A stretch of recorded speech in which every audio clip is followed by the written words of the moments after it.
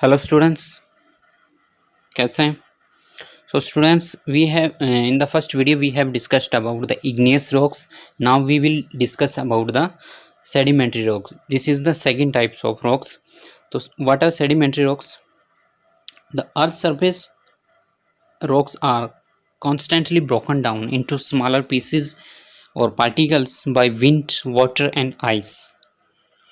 जो अर्थ के सरफेस पे जो रॉक्स होती हैं उनके पार्टिकल्स छोटे छोटे हिस्सों में टूटते रहते हैं। वो चाहे वाटर से हो, चाहे बारिश से हो, चाहे एयर से हो, चाहे आइस से हो, किसी से भी हो। ठीक है। And this process, the breaking down of rocks into smaller particles by natural agents is called the weathering. और ये प्रोसेस जिसके द्वारा रॉक्स का टूटना मीन्स चाहे एयर से, वाटर से या फिर किसी और नेचुरल एजेंट से, this process is known as the withering. Withering results into the mountains for formation of smaller pieces such as gravels, stones and pebbles. और जो विदरिंग होती है उसके कारण क्या होते हैं, जो माउंटेन्स होती हैं, रॉक्स होती हैं, वो छोटे छोटे ग्रेवल्स में, पीसीज में टूट जाती हैं. These particles of rocks together with sand and mud are then carried by rivers to seas where they settle at the bottom as sediments. और ये पार्टिकल्स कहाँ पे चले जाते हैं, फिर रिवर्स के द्वारा ये सी के पास चले जाते हैं, मीन सी के अंदर चले जाते हैं. And they get settled at the bottom of the sea. और वो सी के अंदर बॉटम में बैठ जाते हैं, सेटल हो जाते हैं. Over millions of years the sediments, काफ़ी सालों के बाद जो ये सेडिमेंट्स होते हैं ये क्या हो जाते हैं, सेटल्स लेयर्स अपॉन लेयर्स. और फिर एक लेयर बनेगी, फिर उसके ऊपर दूसरी लेयर बनेगी. इस तरह से वो लेयर बाय लेयर बनते जाते हैं. ठीक है. Slowly pressure builds up on the lower layers which glues और cements them together into hard sedimentary rocks. और जब नीचे वाली लेयर पे बहुत ज़्यादा प्रेशर पड़ता है लेयर पे, तो क्या होता है कि वो और दूसरी जो लेयर्स होती हैं उनको भी सीमेंटेड कर लेती है अपने साथ में. ठीक है. और वो सेडिमेंट रॉक्स बनाती है. Deepest layer usually is the oldest rock. और जो सबसे नीचे लेयर होगी, इसके अंदर जो सबसे नीचे लेयर होगी वो क्या होगी, सबसे पुराने वाली होगी. क्योंकि पहले एक लेयर बनेगी, फिर उसके ऊपर दूसरी बनेगी, फिर तीसरी बनेगी. इस तरह से जो लेयर बाय लेयर बनते जाते हैं. Okay. Sedimentary rocks are formed in layers. और जो सेडिमेंट्री रॉक्स होती हैं वो हमेशा किस में बनती है, लेयर्स में बनती हैं. Some examples are as follows. और कुछ एग्जाम्पल्स क्या हैं, जैसे सैंडस्टोन है. तो सैंडस्टोन क्या है, एक सेडिमेंट्री रॉक्स का ही एग्जाम्पल है. Sandstone is a soft rock made from grains of sand. और जो सैंडस्टोन है वो क्या है, ग्रेन से, जो ग्रेन्स होते हैं सैंड के, उनसे बनती है. Okay. Sand particles are stuck firmly together. जो सैंड पार्टिकल्स हैं वो आपस में एक दूसरे से चिपक जाते हैं. Red stone, sandstone and yellow sandstones are commonly used in buildings. और जो रेड सैंडस्टोन है या येलो सैंडस्टोन है वो कहाँ यूज़ होता है, बिल्डिंग्स में. और आपको पता होगा कि जो रेड फोर्ट है हमारा और कुतुब मीनार है, उसके अंदर कौन से सैंडस्टोन यूज़ किए गए हैं, रेड वाले. ओके. नेक्स्ट है limestone. Limestone is formed from the cells of and bones of sea animals. जो limestone होता है वो किससे बनता है, सी एनिमल्स के जो सेल्स होते हैं या बोन्स होती हैं उनसे बनते हैं. और उसके अंदर क्या होता है, एक मिनरल होता है जिसको क्या कहते हैं हम, कैल्साइट होते हैं. कौन सा मिनरल होता है उनके अंदर, calcite. Limestone is very good building stone. Limestone क्या है, एक बहुत ही अच्छा बिल्डिंग स्टोन है. मीन्स लाइमस्टोन को बिल्डिंग बनाने के लिए भी यूज़ किया जा सकता है. It is also used in making things like paper and swing gums. और जो लाइमस्टोन है उसको पेपर बनाने और चिंगम बनाने के लिए भी यूज़ किया जा सकता है. नेक्स्ट आता है मड स्टोन और सेल. मड स्टोन और सेल इसका तीसरा एग्जाम्पल होगा. ठीक है. Shale is formed from the mud that settles at the bottom of an sea or lake. जो मड सी और लेक के बॉटम में सेटल हो जाता है, उससे जो रॉक्स बनती हैं उसको मड स्टोन बोला जाता है. Shale is one of the softer sedimentary rocks. और जो सेल है वो एक सेडिमेंट्री रॉक में जो एग्जांपल्स होते हैं उनमें से एक सॉफ्ट वाली रॉक है. When wet it smells like mud. और जब ये गीली होती है तो इसमें से मड जैसी स्मेल आती है, कीचड़ जैसी. It is used in surfacing roads, और ये किस में यूज़ की जाती है? रोड्स की सरफेसिंग बनाने के लिए। It is often grey in colour and trend to split into layers very easily. ये ग्रे कलर की होती है और ये लेयर्स में आसानी से टूट सकती है। नेक्स्ट आता है कॉन्ग्लोमरेट। कॉन्ग्लोमरेट क्या है? It is made up of gravels. किससे बनती है? ग्रेवल्स से बनती है, पेबल्स से एंड स्टोन से, सीमेंटेड टुगेदर बाय मिनरल्स। और जब ग्रेवल्स, पेबल्स और ये स्टोन्स होते हैं एक साथ मिनरल्स के द्वारा एक साथ अटैच कर लिए जाते हैं तो ये एक हार्ड और रफ स्ट्रक्चर बन जाती है, रॉक बन जाती है। ठीक है। It is used for construction purpose and polished to make ornaments. इस किस किस के लिए यूज़ किया जाता है? इसको कंस्ट्रक्शन पर्पस के लिए, और इसको पॉलिश करके ऑर्नामेंट्स में भी इसको यूज़ किया जाता है। नेक्स्ट आता है metamorphic rocks. To morph means to change form. Morph means होता है कि चेंज्ड फॉर्म, कि किसी एक फॉर्म से दूसरी फॉर्म में चेंज होना। Metamorphic rocks are those rocks which have been formed from other kinds of rock which changed or morphed। Metamorphic rocks कौन सी होती हैं? वो रॉक्स होती हैं जो दूसरे रॉक से चेंज हुई होती हैं। ठीक है। Metamorphic rocks are rocks were once either sedimentary और इग्नियस। या तो मेटामॉर्फिक रॉक्स या तो सेडिमेंट्री होंगी या इग्नियस रॉक से बनी होंगी। ठीक है, क्योंकि ये किसी दूसरी रॉक से बनती हैं। Huge amount of pressure and heat cause the transformation deep inside the earth.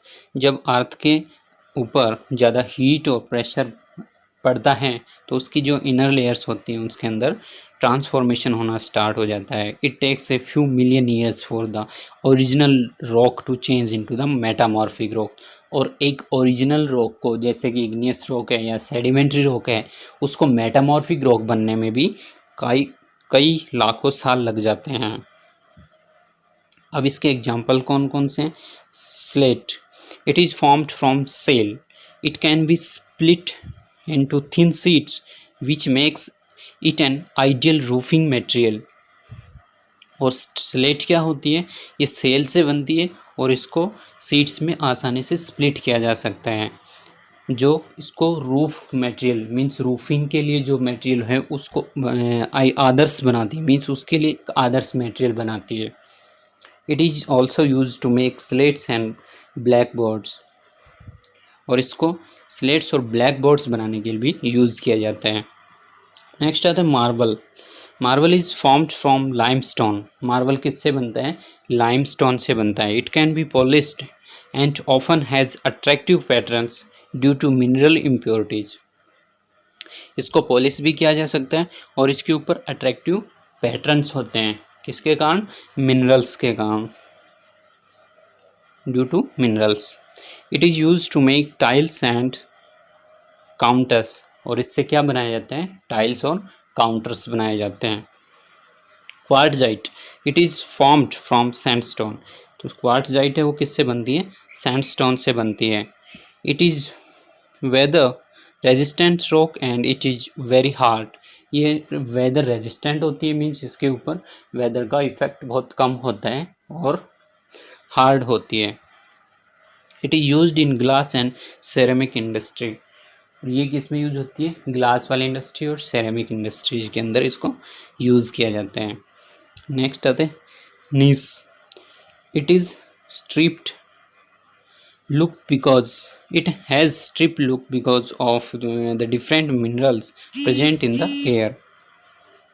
Gneiss, it has stripped look because of the different minerals present in it। और इसके अंदर जो मिनरल्स होते हैं उसके कारण इसकी स्ट्रिप्ड स्ट्रक्चर होती है, मीन्स स्ट्रिप जैसी इसके अंदर दिखाई देती हैं। It is use for construction. इसको किसके लिए यूज़ किया जाता है? कंस्ट्रक्शन के लिए।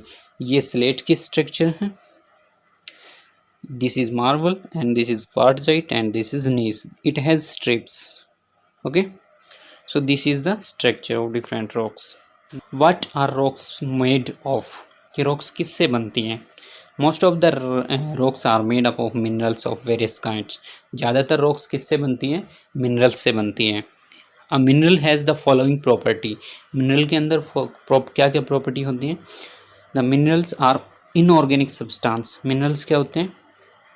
इनऑर्गेनिक सब्सटेंस होते हैं। Inorganic means not of plant और एनिमल ओरिजिन, मीन्स जो ना तो प्लांट से बने हैं ना ही एनिमल्स से बने हैं। Minerals occurs naturally. Minerals nature में अपने आप बनते हैं। They are not man made. वो मैन मेड नहीं हैं। You can find them in rocks, soil and water. आप उनको रॉक्स के अंदर, सॉइल के अंदर और वाटर के अंदर भी पा सकते हैं। Minerals are usually formed of crystals that are geometric in shape. Minerals किससे बने होते हैं?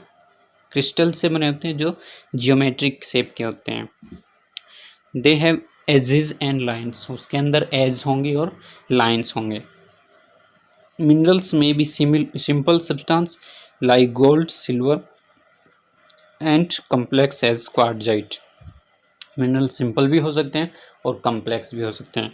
तो कम्प्लेक्स में किसका एग्जांपल देंगे? क्वार्टजाइट का, क्वार्ट्ज का, और सिंपल में गोल्ड एंड सिल्वर।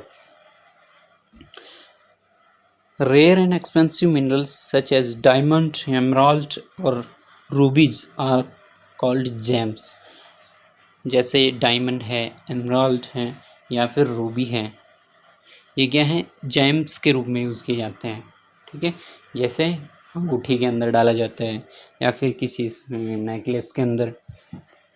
ठीक है, some common minerals and their uses.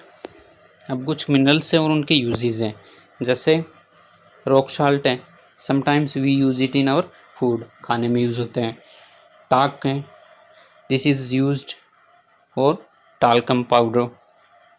chalk, it is too soft mineral, it is used for making Portland cement and also for writing on blackboard। इसको Portland cement के बनाने में भी और board पर writing करने के लिए भी इसको यूज़ किया जाता है। some minerals contains metals which can be extracted। कुछ मिनरल्स के अंदर मेटल्स होती है जिनको एक्सट्रैक्ट किया जा सकता है। Such as iron, copper, aluminium. तो इस तरह की मेटल्स उनके अंदर मिल सकती है। First is iron. Iron is use in making steels, copper in electric wires and aluminium in making utensils and foils. तो ये डिफरेंट मेटल्स है जिनके डिफरेंट यूज़ भी हो सकते हैं। तो हमें देखना है कि आयरन कहाँ यूज़ होते हैं। Making steels, copper in making electric wires and aluminium in making utensils and foils. Some precious metals are gold and silver. कुछ प्रीशियस मेटल्स भी होती हैं जैसे गोल्ड और सिल्वर हैं। Some metals like diamond, ruby and emerald are found in the form of crystals. कुछ metals होते हैं जैसे डायमंड है, एमराल्ड है या फिर रूबी है, वो किस फॉर्म में मिलते हैं? क्रिस्टल फॉर्म में। They are very beautiful and shining so are used as gemstones. वो बहुत ही ज़्यादा चमकदार होते हैं और यूज़फुल होते हैं, ब्यूटीफुल होते हैं, इसलिए उनको किस में यूज़ किया जाता है?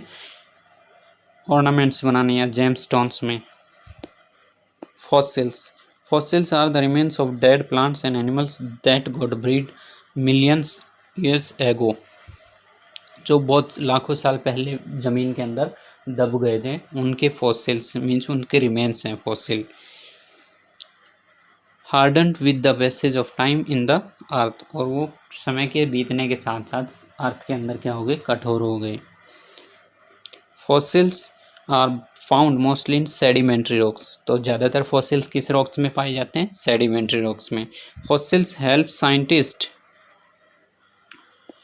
Discover the various forms of life that exist in the prehistoric period. और ये ज़्यादातर जो साइंटिस्ट होते हैं वो किसको, कौन सी फॉर्म को?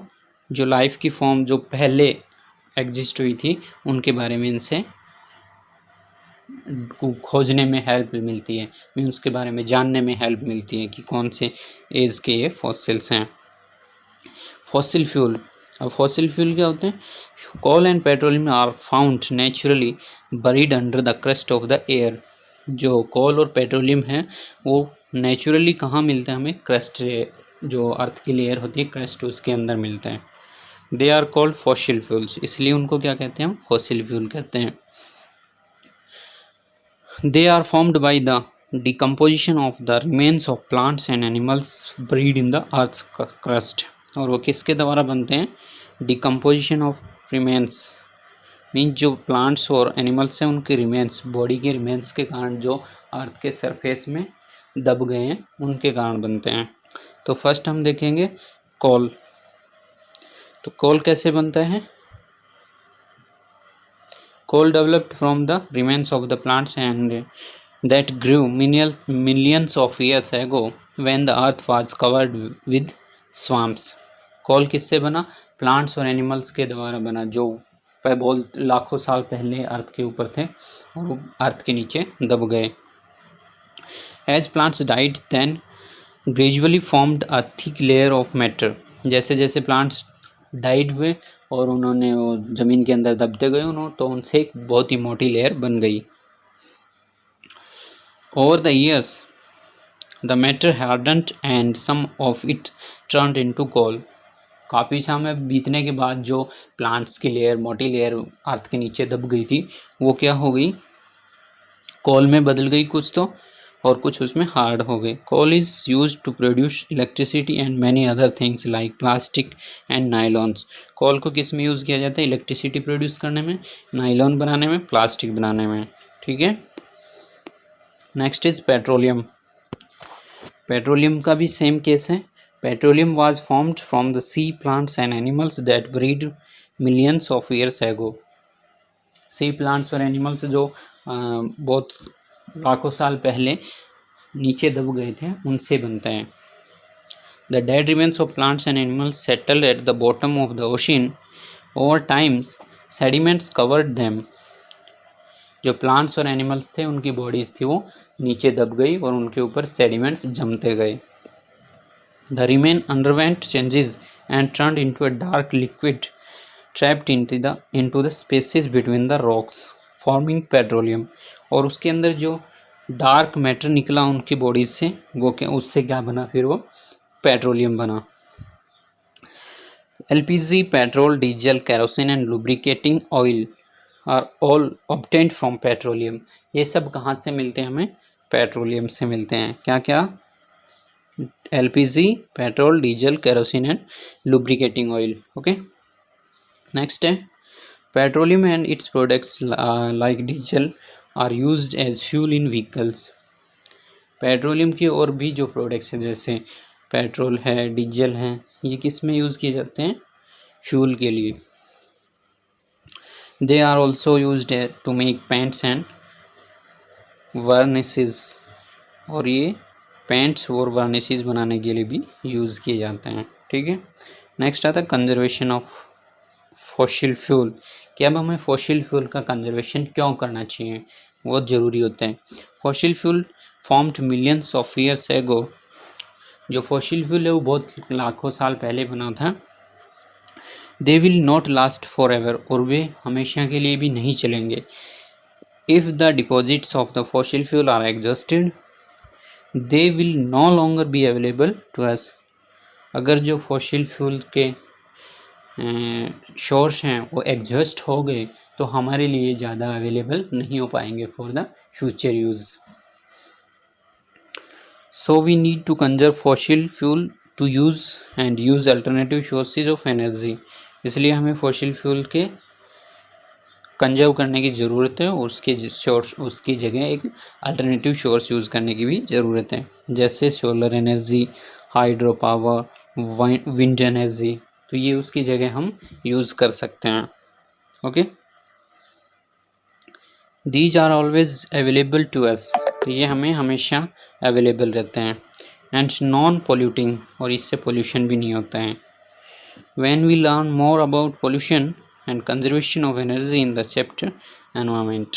और अब आगे जो एनवायरनमेंट वाला चैप्टर आएगा उसमें हम इसके बारे में ज़्यादा पढ़ेंगे। ठीक है। So students, this is our chapter